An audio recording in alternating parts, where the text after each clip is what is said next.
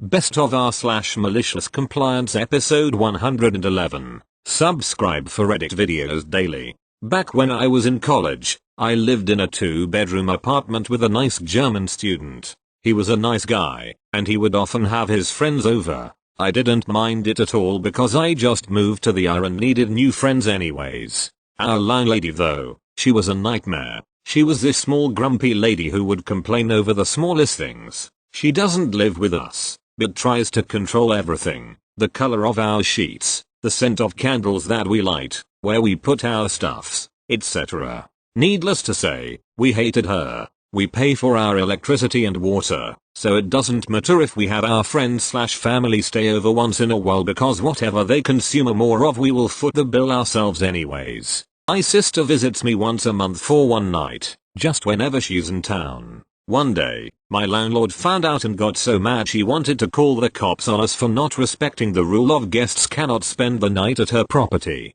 The only reason she does this is because she feels if a guest would stay a night they would have to pay her the full rent for the month. But malicious compliance. When one of my German roommate's friends was laid off from his main job, he was left homeless with only a grave shift part-time job. He asked if he could stay with us for about a week or two. I told him I didn't mind but my landlady might mind. They told me not to worry, and she was fuming when she found out, easily, the day after he decided to stay with us because she checks on us unannounced every other day, and has security cameras outside our door. She threatened to call the cops on us again, and all my roommate said was, "But you told us explicitly no one can spend the night at your property. He is never here at night because he's working, so there's no rule broken here." She had nothing to say and left. We could hear her screaming from inside her car that was parked right outside. Edit. I had to pull my copy of the contract out, and we didn't have a specific clause on overnight guests, nor do we have a clause on visits. It did say at the end though that whatever isn't explicitly stated, when questioned, will pivot on California's state laws. So this was totally illegal. My roommate and I were just young, stupid international students who let her get away with it. But it definitely makes for a fun story though. Thank you. Next. TL. Dr. Spoilers. Landlord gives us 7 days to vacate our leisure business from the building. He thinks we can't empty the business during lockdown, and proceeds to advertise our equipment for sale to our competition. We sell everything in 7 days and destroy the rest. Enjoy no rent and the loss of your potential buyers. I work for a leisure company. Think soft play, indoor soccer, laser tag, can't be specific. Prior to lockdown, managers and the big bosses were negotiating the renewal of the lease on one of our parks. Things were going mostly smoothly, however, the landlords were difficult to contact.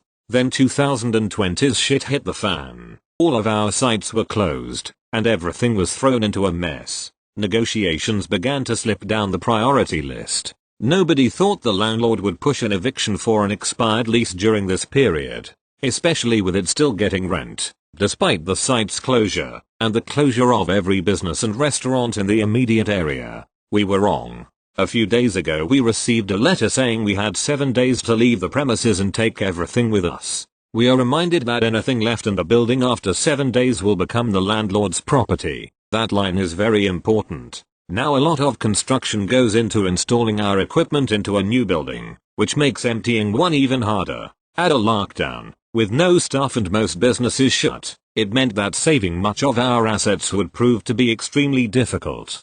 To lose a profitable site and all of its assets is definitely a blow to our company. But here is where it gets worse. A few days into our 7-day eviction, we find out that the landlord has been advertising our park to our competitors. But he isn't offering just the building, he is offering all of our stuff pre-installed, ready to go, just needs rebranding.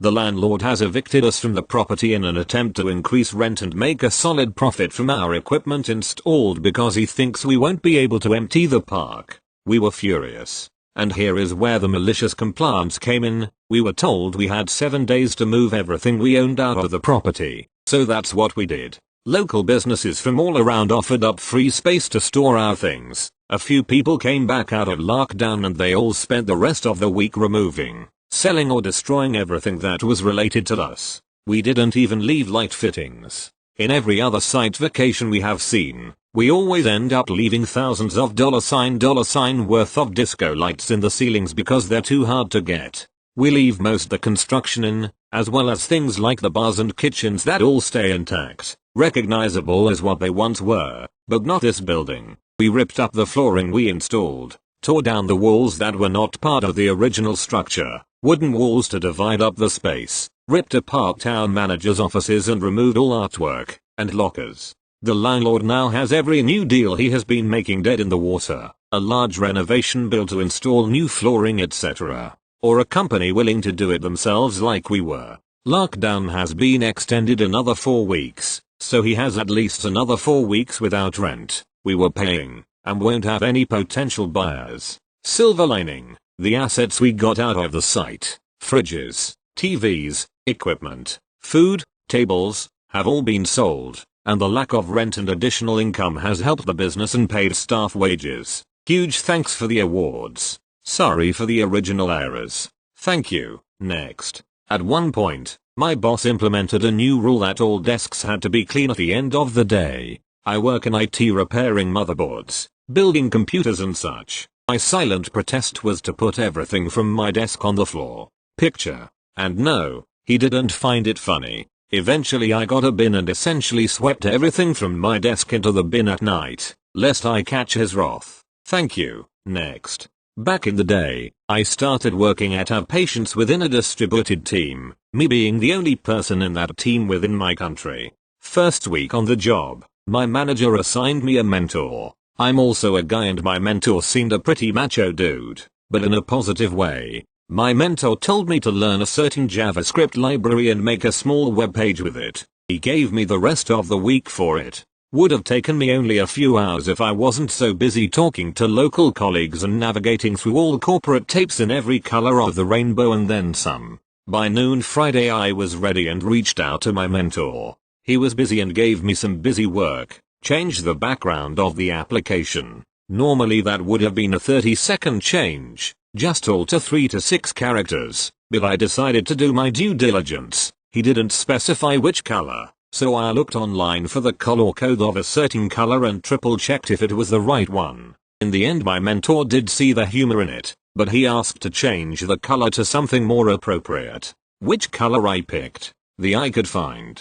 Thank you. Next. So IDK if this is the right subreddit for this story but some other posts made me think of it and I thought I'd share.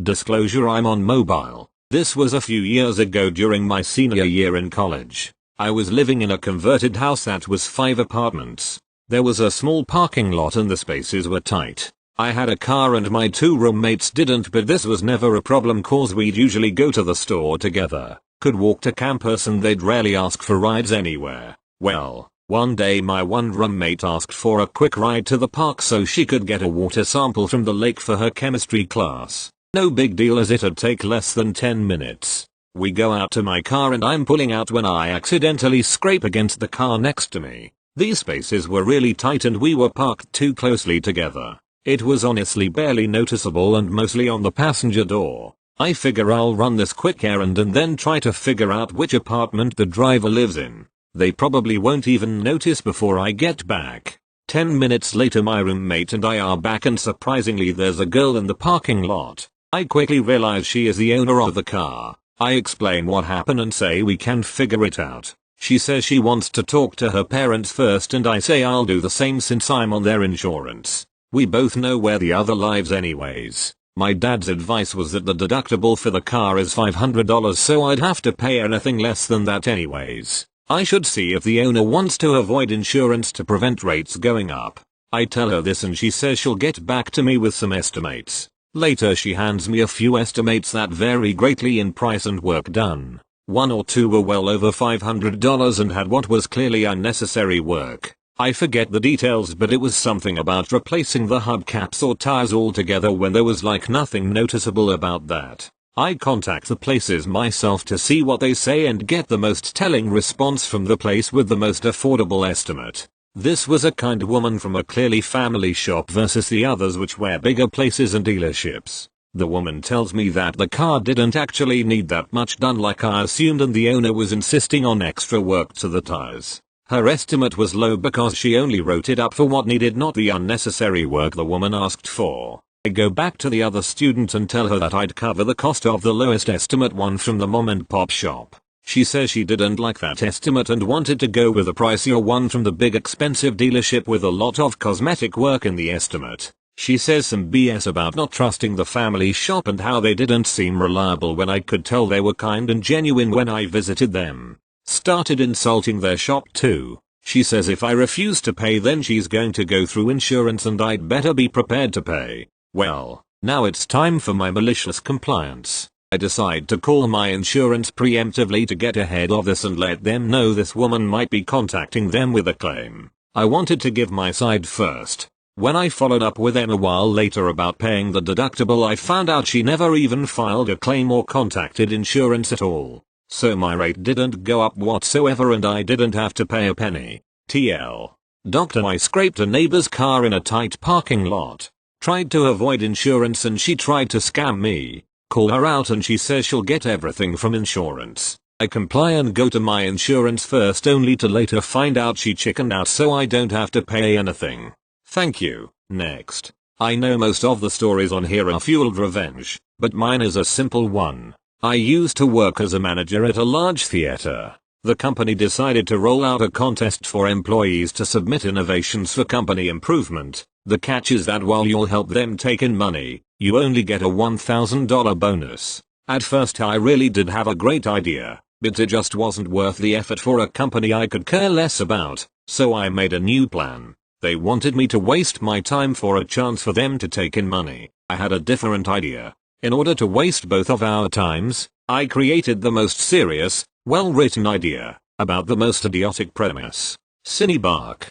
My original submission was 2 and 1/2 pages, so here's the gist. A new, premium theater experience, in which you bring in your dog to our theater to watch classic dog movies such as Air Bud, Marmaduke, Air Bud, Golden Receiver, A Dog's Purpose, Air Bud, World Pup, I Love Dogs, Air Bud, Seventh Inning Fetch, Life of Pets, Air Bud, Spikes Back, Hotel for Dogs, Air Buddies, Molly and Me, Snow Buddies, Dog Days, Space Buddies, 101 Dalmatians, Santa Buddies, Beethoven, Spooky Buddies, Old Yeller, Treasure Buddies, Lassie, and Super Buddies. Please visit our dog-friendly concession stand serving fresh items such as Frosty Paws, Snorsages, Pepperoni, Bone, and can't believe it's not couch cushions. Now, I know what you're thinking. What about the mess? But our ushers are the best. I'm the business at cleaning up messes. To the person who had to review my submission, I'm so sorry for you. TL. Doctor, company wanted ideas for improvement, so I submitted an idea about a theater for your dog. Thank you. Next. In 2017 I signed for my webshop a contract with our national mail carrier to deliver my parcels. The more parcels the better rates you get. In my league they had a 1,000, 2,000 or 5,000 parcel target contract. I went with the 2K one. At the end of year 1 there would be an evaluation, and they said they would be very flexible and reasonable because their priority is to help grow my business. I actually had that in writing. For any parcel I had sent through them beyond the 2K target I'd get a 50% refund of the difference between the 2K and 5K rate, e.g. 2K rate is €3.50/parcel and 5K rate is €3/parcel. They would refund me €0.25 back for each parcel above my 2K goal. On the other hand, for each parcel I was short at the end of the year of the 2K target, they would charge me double the difference between the 2K and the 5K rate, on top of a flat rate penalty fee. So basically €1 per parcel I was short in the above example and penalty. End of year 1 of my contract is 2 weeks away and I'm sitting at 1,850 parcels. Thinking that 92.5% of my target is pretty good for year 1. I gave them a call to talk about the extra charges and the penalty, and see if I could get the 5K rate for the next year as I was seeing/expecting strong growth. In the end it was their priority to help grow my business, and they are very flexible and reasonable. No sir. They were dead set on me paying the penalty. charge me extra for the 150 parcels, and on top of that they would set me back to the more expensive 1k target rate for the next year. Tried to escalate it but to no avail. So far for help growing my business and being very flexible and reasonable. In comes malicious compliance. I did the math and paying the penalty and extra charges was nearly double of what it would cost me to reach my target if I would just pay for 150 extra parcels out of my own pocket. I bought 150 bubble wrap envelopes dirt cheap, printed 150x stickers with my own address, put those on each envelope, drove to the mail office and dropped off 150 empty envelopes. Next morning the mailman arrives at my door with a grin on his face. He is a cool guy, and a stash of envelopes, wondering WTF I am up to. Later that day I called them to let them know I had reached my target and that I would not renew my contract. I signed with a competitor for about the same price per parcel, no strings attached, and did 17k parcels in year 2, which amounts to 50k euro in business they missed out on.